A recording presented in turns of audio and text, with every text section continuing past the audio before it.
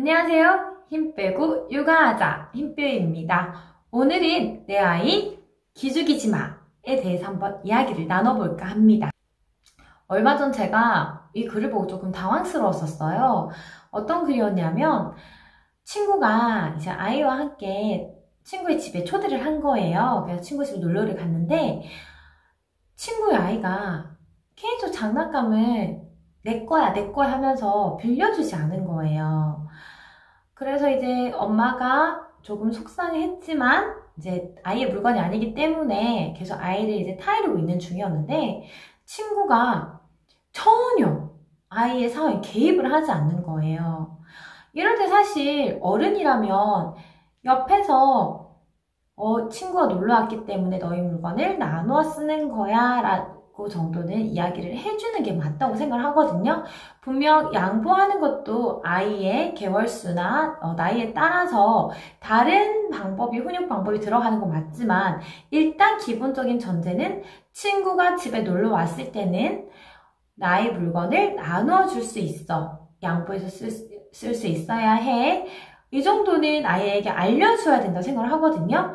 그런데 그 친구가 아이에게 양보를 가르치는 건 아이의 기를 죽이는 일이라고 했다는 거예요. 그래서 자신은 아이의 기를 죽이고 싶지 않다는 거예요. 물론 같이 모임을 하거나 이제 친구들끼리 이제 함께 하다 보면 분명 육아관도 다르고 생각도 다르기 때문에 이런 마찰들이 생길 수도 있어요. 하지만 아이를 바르게 키워야 된다는 어떤 전제가 있다면 부모가 먼저 중심을 좀 잘 잡아야 된다고 생각하는 입장이에요. 그 중심이란 건 뭐냐면 적어도 아이가 사회에 나갔을 때 다른 사람에게 피해를 끼치지 않고 도덕적으로 행동할 수 있는 능력 정도는 키워줘야 된다고 생각을 하는 거예요. 그런데 요즘은 마트에서 뛰거나 카페에서 뛰어다니거나 소란스럽게 하더라도 아이를 그냥 내버려 두시는 부모님들이 좀 많으세요.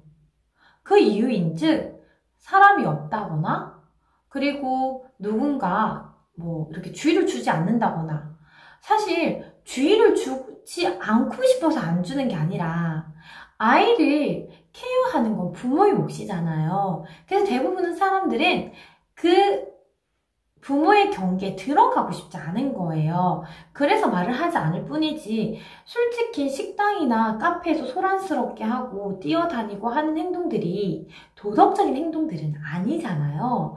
그래서 적어도 부모님들께서는 공공장소에서 지켜야 될 예절은 나이가, 연령대가, 개월수가 어떻든 아이에게 말은 해줘야 된다고 생각을 해요.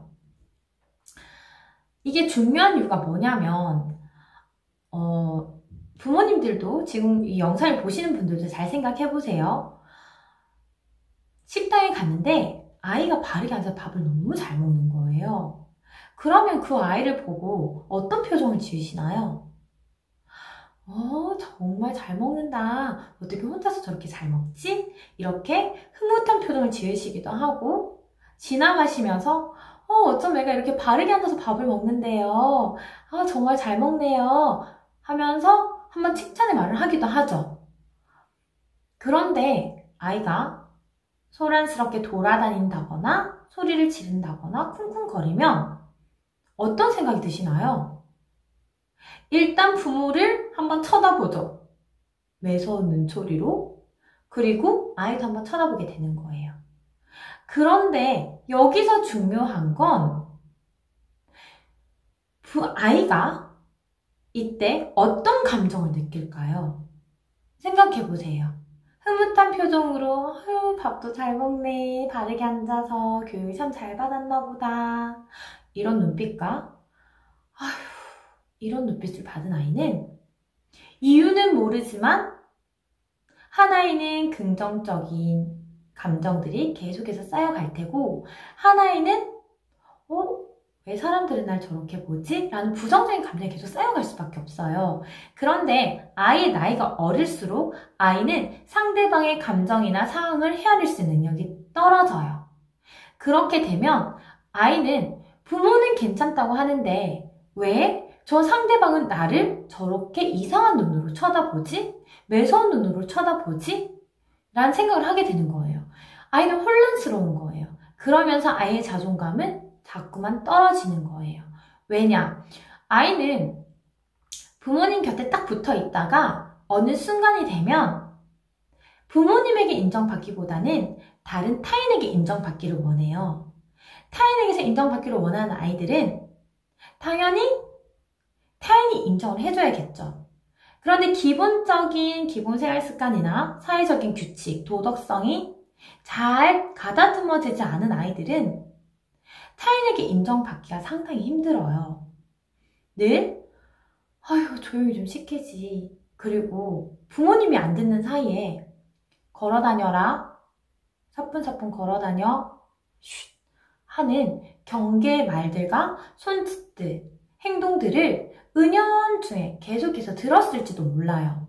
그러면 아이는 자연스럽게 자존감이 계속해서 뚝뚝뚝 떨어지는 거죠. 그래서 저는 아이를 혼내진 않아도 적어도 지켜야 될 규칙들에 대해서 조금 부드럽게 이야기해 줄 수는 있지 않나. 이런 것들이 아이의 기를 죽이는 일일까요? 그리고 남의 물건을 함부로 만지는 거. 이건 아니지 않나요? 그런데 남의 물건을 함부로 만지는 것에 대해서도 허용적인 부모님들이 상당히 많더라고요. 그러면서 하시는 말씀이 애가 그럴 수도 있죠. 맞아, 애는 그럴 수 있습니다. 하지만 부모는 그러시면 안 됩니다.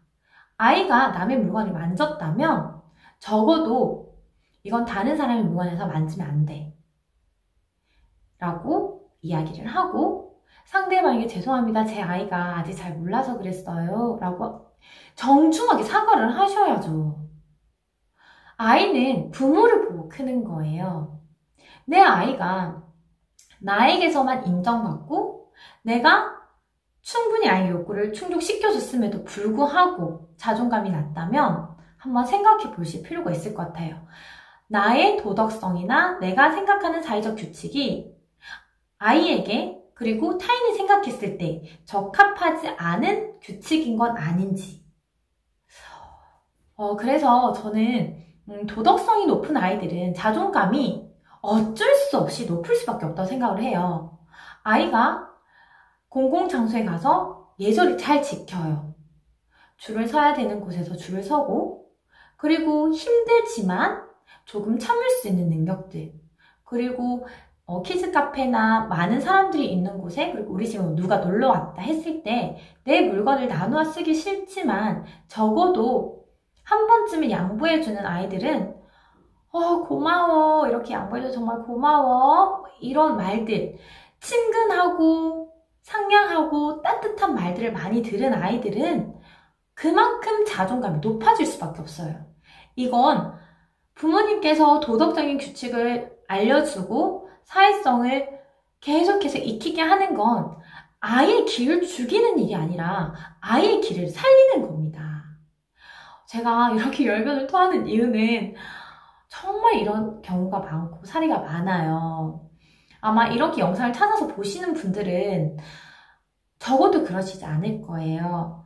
그래서 이런 사회적인 문화라고 하죠. 문화들이 적어도 영상을 보시는 분들이나 저나 조금 높은 도덕적인 수준에서, 저도 뭐 도덕적인 수준이 높다는 건 아니지만 적어도 아이가 살아갈 세상이 조금은 따뜻해지기를 바라신다면 내 아이에게 아이가 돌이 됐든 안 됐든 가르쳐야 되는 건 일관성 있게 지속적이게 반복적으로 좀 가르쳤으면 좋겠다 라는 말씀을 드리고 싶습니다.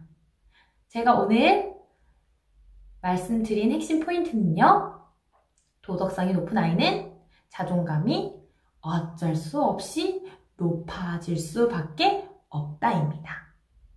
꼭 기억하시고 적어도 내일부터는 내 아이의 자존감을 조금 더 높여줄 수 있는 부모님으로 성장하시길 바랍니다. 안녕.